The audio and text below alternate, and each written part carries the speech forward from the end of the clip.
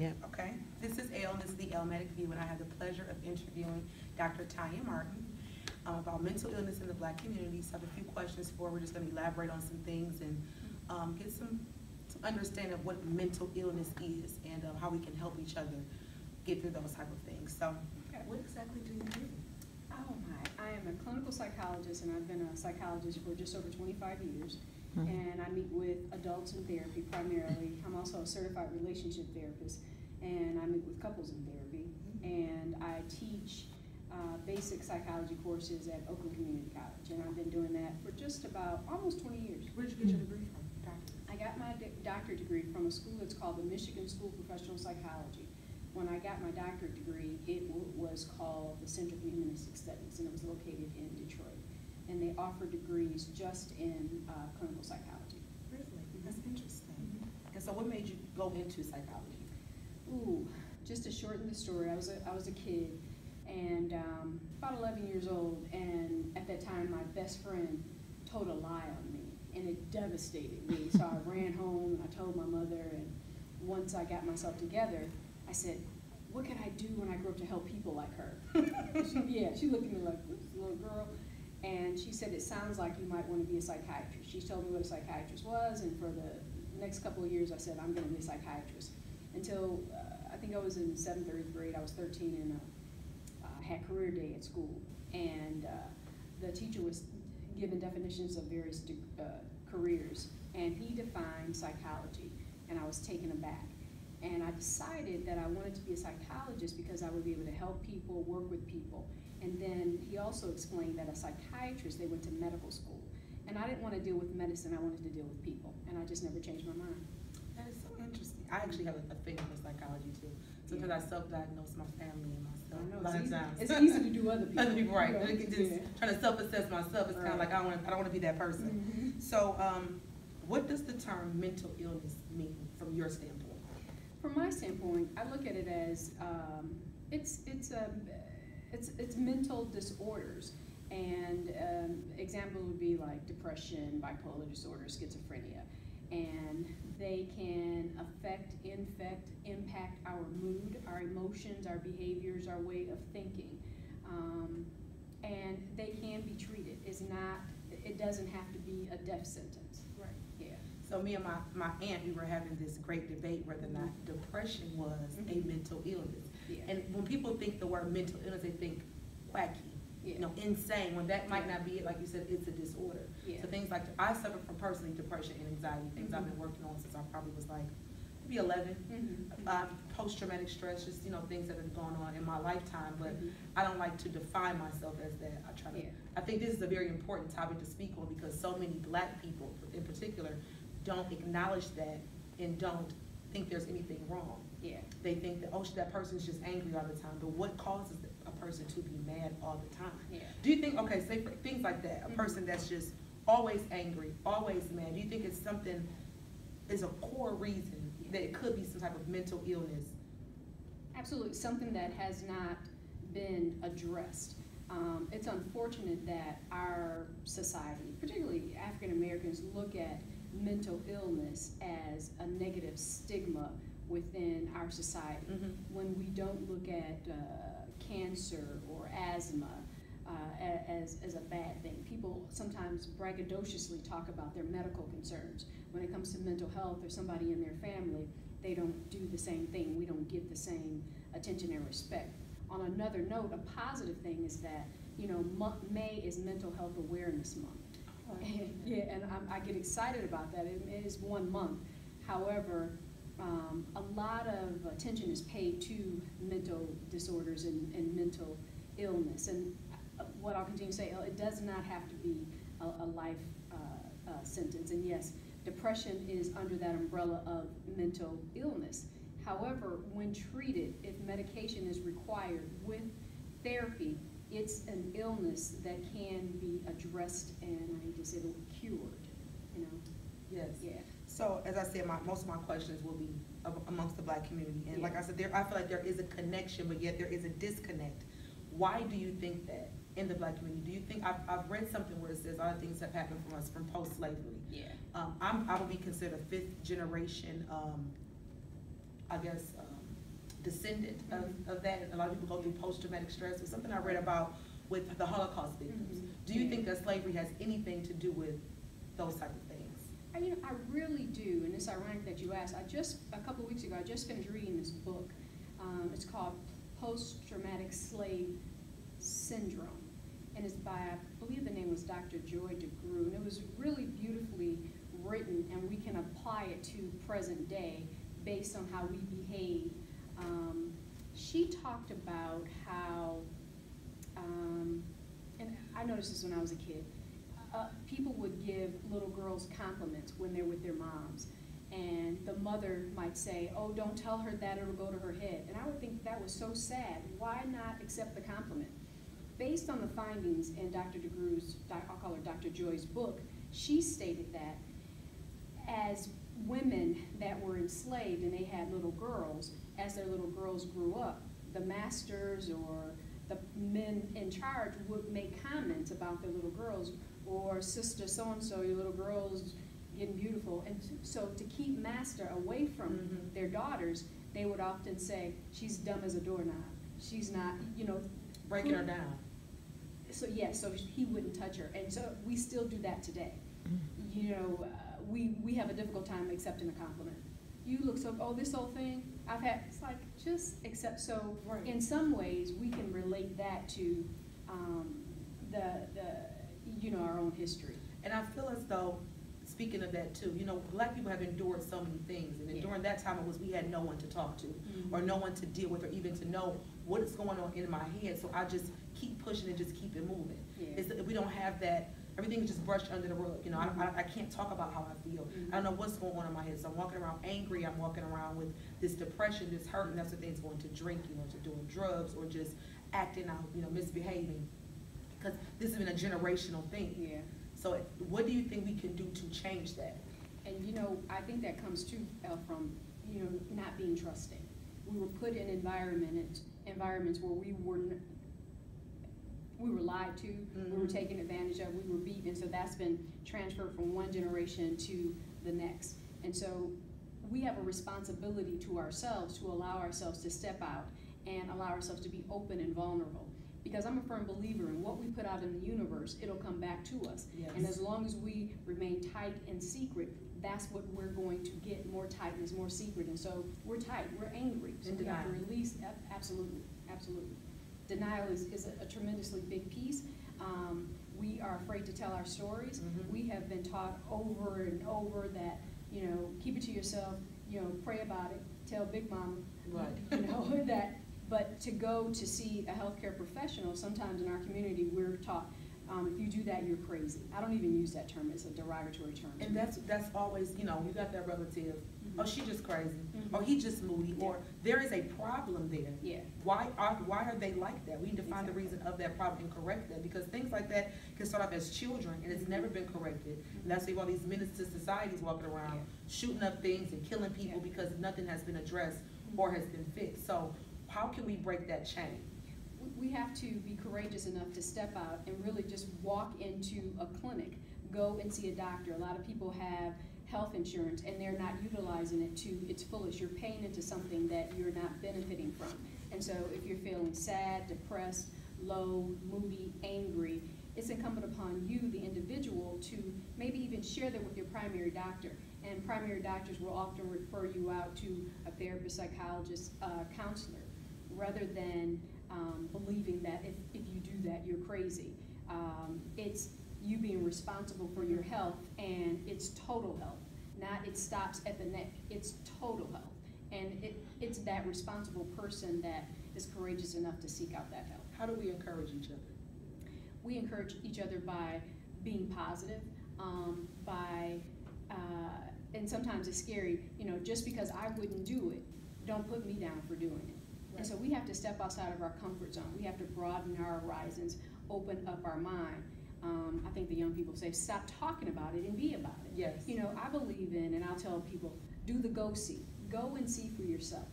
Go and see for yourself. You're not going to go to a clinic and lie down on a couch and they're going to, you go and you chat with someone that does not know you personally, so they can, help you objectively. They keep your innermost, your deepest secrets, and they work with you in pulling apart the layers and getting to the bottom of the issue so that you can get better, you can heal, and you can be all and everything that you desire to be. Because sometimes talking about it is just all you need. That's all you need. That's all you need is just someone to talk to you about. I mean, I've personally been in counseling several times, like I said, probably since I was like 11 years old, and it really does work. It just makes me feel, and along with prayer, because I'm a firm believer in prayer, but sometimes you just need that extra push from someone who's not going to judge you, who does not know you. And that's why I want to bring awareness to this, because I think it is a taboo. But everything else in the world, like sex and transgenders and things like that, are no longer a taboo, but things like this that is so important, it's something that we don't speak about. And so I just wanted to get an opinion of someone like yourself, and I do appreciate you so much. Is there anything else that you want to add? What I would add is, I thank you for mentioning the part about prayer. I'm a firm believer in prayer as well, and when people say, oh, just pray about it, prayer is amazing. It's the ultimate of most things. However, prayer and faith without works is dead. Amen. And so once we're done praying, then what? Right. You know, and so you pray for the new job. Once you're done praying, you have to get up and go find it. And you take the positivity of prayer with you in the faith, believing that you're going to get what you ask for in prayer. You don't just sit down and turn on Netflix. It's not going to not going to come out the air. Absolutely not. And then for a person that believes in prayer, it also says to me, you believe in him that is able. He believes, and he put gifts and responsibilities in each and every one of us. And so with these various occupations, and I believe he put me here to do this job. You're a servant of him. Absolutely. Yes. And so I do it to the best of my ability, and when in doubt, I go back to him, because it's not about me, it's all about him. And he gives me the necessary guidance and equipment to do what he wants me to do. Oh my goodness, I'm so glad I came to talk to you. Bless your I heart. think this is good. Do you have any questions? My aunt's recording us, so I know if she has any questions. What is the difference between a therapist and a life coach? A life coach. So I may sound, I'll just preface it, I may be a bit biased because I'm a therapist, and I've spent a lot of time and much of my life in school, you know, getting the necessary training to do this work. And so based on what I know about a life coach, their training is not as extensive. I have, all of my degrees are in psychology. So I have a bachelor's degree in psychology, a master's, a specialist, and a doctorate degree. And I believe that the more knowledge I have, the better I can help the people that I work with. It's not my understanding that a life coach has that extensive wealth of education. Now, some people may not require that in obtaining a life coach. If you want more, my recommendation would be to go all the way in, get the therapist. And I have some clients that have a therapist as well as they meet with a life coach for something specific. That person to push them on to get that favorite More like job. a motivational speaker. Exactly. And so I'm not real sure about the background as far as education. So if that's the case, Anyama, what do you think of her? Oh boy. I love Iyanla. I've followed her for years. I've probably read every book that she has written. I like her energy and her ability to connect with other people. Some things when I see her on Fix My Life, my training, it's not, what I look at what she's doing is not therapeutic. I struggle with a piece of that. However, I wonder about what the aftercare is like for these individuals. That's what I said the same thing too, because that's just an hour that I'm spending with you. And in my opinion, I think that she should recommend therapy. Definitely. Because being on my Fix My Life for an hour is not going to fix all of the heartache, the pain, all the troubles that you have in your life. It's a start. It's a start. And so jumping over that hump, because some people can't even get there because they don't even acknowledge that there is a problem, let alone, so, you know, a lot of times I see people feel like they're being attacked. And it's not that you're being attacked, it's that you have to take ownership of what the things that you've done and the things that are going on in your life in order to be a better person. That's what I do like about her, but I do feel as though she's more like would she be a life coach, or is just her experiences is able to help other people? I think in her credentials, don't quote me, well, it's a life spiritual guide or something Yes. like that. So she has the ability, I would imagine, clearly to do what she does, but that's television. And like you're saying, it's my hope that when the cameras go off, that there is some document that makes it a requirement for these individuals to seek therapy. And to appease the audience, Yes. I think it would be nice to say, you know, this person was referred to for therapy. Exactly. Because what she's showing is pretty intense and traumatic life stories. You know, and some of the stories that I see, I don't even see them in the clinic myself. Exactly. Really, you know. What do you think the symptoms are when someone suffers from depression? What brings on depression? It's an individual thing, and it can be different for each person. And in order to get a diagnosis of clinical depression, there's certain criteria that the person has to meet. Right. And it could be lack of motivation, poor hygiene, insomnia, a change in the person's appetite. And so they can have these various criteria. I think it's about 5 that you have to meet. But the biggest piece is that they have to have these symptoms for approximately 2 weeks Right. to have a diagnosis of clinical depression. If I get a person that comes in and they say, oh, I've just been feeling really down, I was really sad this weekend, and they give me a litany of symptoms, and I'll say, well, how long has it been going? Oh, just this weekend. It's not clinical Right. depression. Yeah. Depression can last a long time. It can. I can honestly say for myself, I was in depression for probably 4 or 5 years, just in a slump, and I could not get out of that. Yeah. Like, I just could not get out of that. And that's what made me want to start this blog, because I felt like I'm a person that has been through some things to be a young woman, and I have a testimony to help other people, or Yeah. I want to talk about those certain topics that, like this, Yeah. to motivate other people. Because if you look at me, you would never think that she's a person that has suffered from depression or anxiety, but it does not have a face. Nope. That's what we have to understand. You know, things like this doesn't have a face. Everyone goes through different things. There's nothing wrong with talking about it and trying to seek help. You cannot self-medicate yourself with drugs and alcohol, or just shutting down. It's something that you definitely should work on and try to get some better understanding. Absolutely. And it's the courageous person that decides, I'm going to get better, and they take the initiative to get that help. You have to have the courage and the willingness. And, you know, you may have gotten to tell, oh, it's easy for you to say, you don't know my story. Exactly. You Right. don't know my story. And so I say, and I'll say it again, just do the go-see. Just check it out for yourself, because I get turned off when people are involved in conversation and they say, I'm like, who are the they? Right. Who are is the that? they? Right. At least go to the horse's mouth, and then you can say, I went and my experience was this, as opposed to, I bet they do this without having any experience at all. So what do you think about medication? Because I can say personally, I have been prescribed medication before that makes me feel so loopy and just floaty that I just was like, okay, I took it maybe a couple times, I'm like, I'm done with that. Do you think that people, you need that, or just everyone is pretty much different when it comes to that too? Yeah. That's Well, true. you know, I'll say this, I commend you on doing the go-see as far as the medication. It sounds like probably someone recommended, and go see the psychiatrist, get the medication, or the primary doctor. And so you gotta do the go-see. And some individuals need medication. However, we don't know until we try it. And some people feel loopy, some people feel exhausted, and with that, you have to report that to the doctor, and with that report, then they adjust the medication accordingly. However, try it. We do so many things in our day-to-day life that's not good for us, and we do it every day, Right. and we're not complaining. Right. So, you know, the plus with the medication is it's prescribed by a licensed doctor, and if it does not help in a positive way, that you've hired that doctor, and so you report to them all your symptoms, and it's their responsibility to adjust the medication accordingly. Figure it Better. out.